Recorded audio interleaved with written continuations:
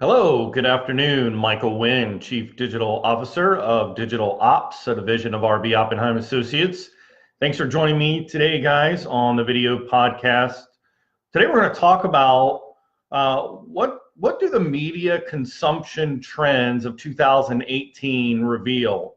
What kind of media are Americans consuming, and how are they consuming that? And then how does that impact your marketing dollars and your plan? I think it's an interesting topic. So here are some numbers that I want to go over with you guys, as reported by the Nielsen Group, which is typically revered as probably one of the authorities when it comes to media consumption. So here's a breakdown. So they break down media consumption really into 5 groups. So you've got adults who are 18 plus, or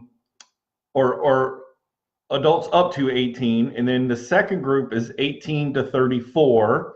The third group is 35 to 49. The fourth group is 50 to 64, and the last group is 65 and plus. So what they're reporting is, and I'm going to use the numbers from the third quarter of 2018. I do believe the numbers for Q4 of 2018 have just been released, but I'm going to use these just as a point of reference. So they did a comparison year to date, and what's interesting, I think, about when you look at this, because they really break it down into what they call live plus time shifted TV. So there, when we talk about time shifted, I think we're talking about, DVR, where you've recorded your show or you're streaming on demand your content, plus live TV. So the segments of media content that they break down is live, time-shifted TV, radio, and then they look at TV-connected devices, which have internet connection, internet on a computer, app or web on a phone, and app and web on a tablet. So again, we have these groups of people consuming content on different ways, on different methods and different means, different devices. So for the majority, if we were to look at this, screen, and we were looking at this graph, can you imagine what percentage of TV, radio, TV connected devices, internet on a computer, app or web on a phone, app or web on a tablet, which one do you think we as a society spend more time on than any other? Well, surprisingly enough, live time shifted TV obviously has a pretty significant band.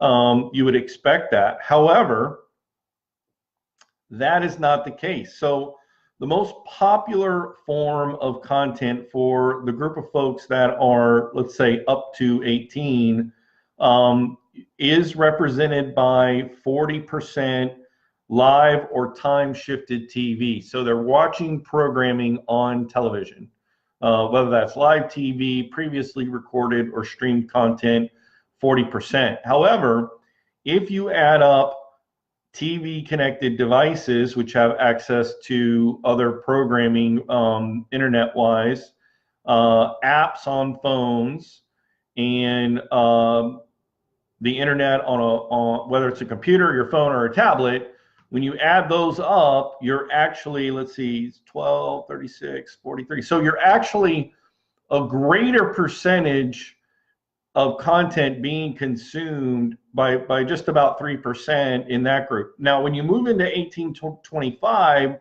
the numbers get really interesting, because here's what happened. TV and time shifted TV went from 27% to 22%. But the amount of time being media consumed on a smart device went from 29% to 34%. Guys, I wish I could show you, share you this graph, and I'll take a screenshot of it and put it in our blog as well as in the comments of the Facebook Live video and a link to it on YouTube as well for you guys to see this graph. Guys, what's happening is the way we consume media now, it is all predicated by our absolute obsession with getting what we want, when we want it, the way we want it. And the devices that fit in our pockets are really opening that opportunity for us to consume that content like never before at an incredible rate.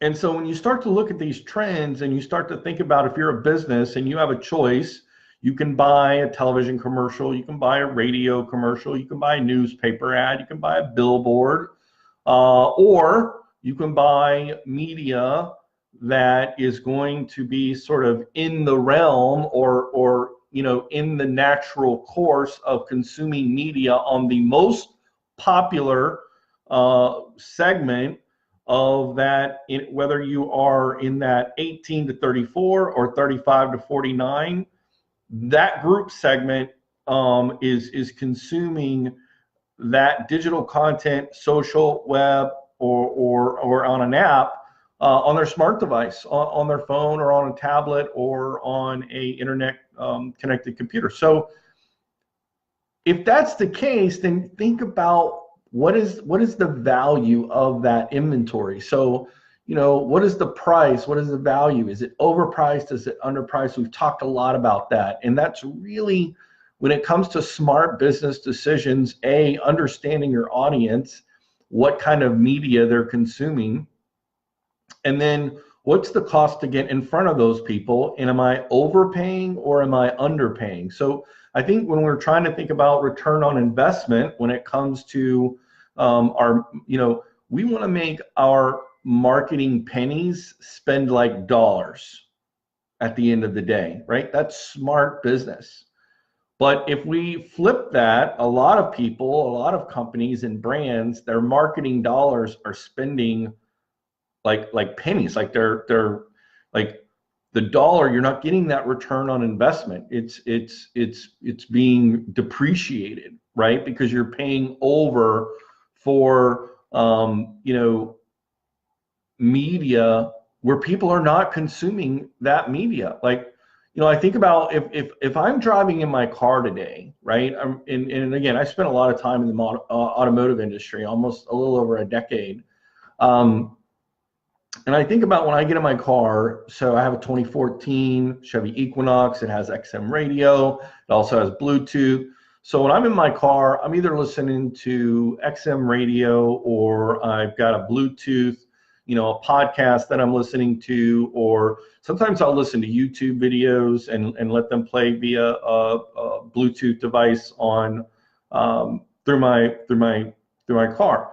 Guys, in 2019, all Acuras are equipped with Apple Play, right? And so they're connecting to iTunes. I mean, what are we listening to today, guys? I think, when we think about it, I made a little list like, okay, so we got, internet connected devices, we've got audiobooks, we've got podcasts, we've got Spotify, Pandora, or iTunes that we can carry around. Like, you remember the days when you had to pack up all your CDs and you had them on those window visors, and you had it would fall down because you had 30, CDs, 15 on one side and 15 on the other side. Remember, that was so crazy to think about. We wanted our music and we wanted to take it with us, and we were really handicapped by CDs. And I remember when the 6 CD changers came out and the 12 CD changers, and then you could take you could have 3 dozen of your favorite CDs with you when you went on a road trip. Well, now it's all cloud-based, and your vehicle or mobile device has access to the cloud, right? So that puts radio, traditional local radio, at a huge disadvantage, right? So, I mean, maybe there's still value in drive time local radio, if you're trying to listen for, traffic reports or something like that. But again, look at what, iHeartRadio and some of the streaming radio services are doing. because they recognize, satellite, XM radio, and so on, that, the way we're consuming content is really changing. And so, I think that for businesses who really want to stay ahead of the curve and maximize their dollars, they need to understand that, if I'm trying to put, let's say, for instance, I'm going to, the age group of 35 to 49-year-old, right? Like, that's a really large group of folks that have spending power. Only 17% of the time that they consume media is on the radio. That's pretty much the lowest out of all of the different formats of media of how we're consuming. When we talk about, TV versus apps versus social versus the web, like, radio is really, really,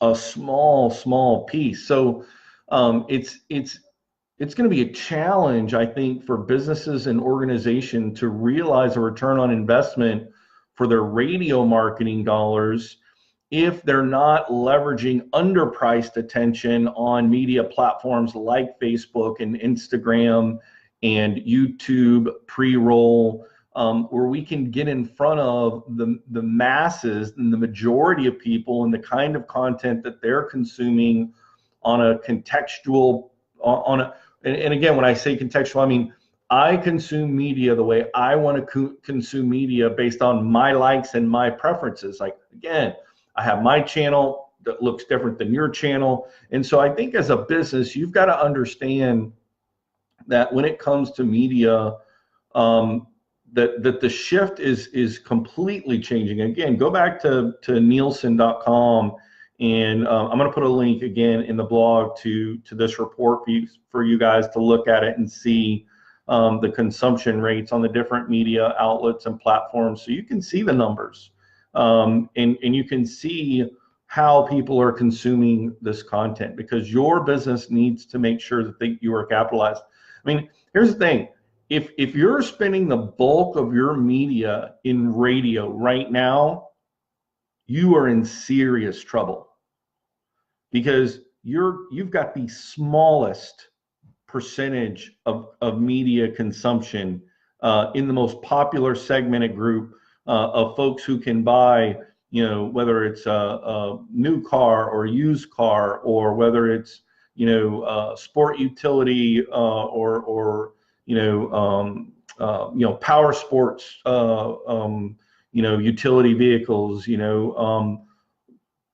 bikes, motorcycles, like, any of those types of things. Like, the people who are buying that are in that 35 to 50 year old, because they've got the disposable income to make those purchases. So why in the world would you put a bulk of your budget in a platform, in a format that's the lowest percentage of consumption, right? Unless you're getting an incredible deal. And I mean, when I say incredible, I mean, like, are you paying, $10 an episode or $10 a segment, or like something really ridiculous, right?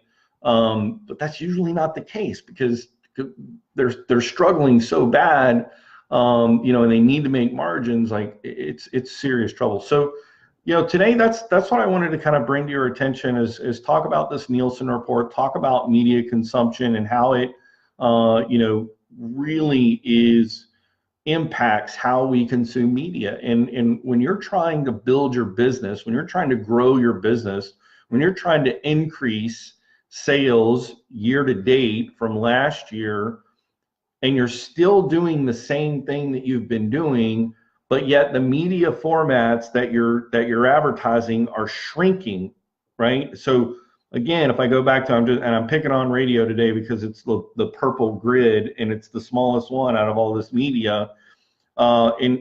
In the third quarter of 2017, it was 18.5%, and now it's 17% for the 35 to 49-year-olds. So we've got incremental decrease in consumption in a media format while the prices remain the same. So the attention and the people who are wanting to consume media are going away, and yet the price is staying the same, if not even it's inflated. So as a smart business owner, you've got to be aware of that, and you've got to think about, hey, look, I know we've always done it this way, but that's not the way Americans are consuming content. You need to understand what's underpriced attention and what's overpriced attention for your business. So guys, that's our tips for today on digital marketing and how to grow your business. Again, my name is Michael Wynn, and I am the Chief Digital Officer of Digital Ops, a division of RB Oppenheim Associates. Thank you for your time, and we will catch you guys tomorrow. Have a great day.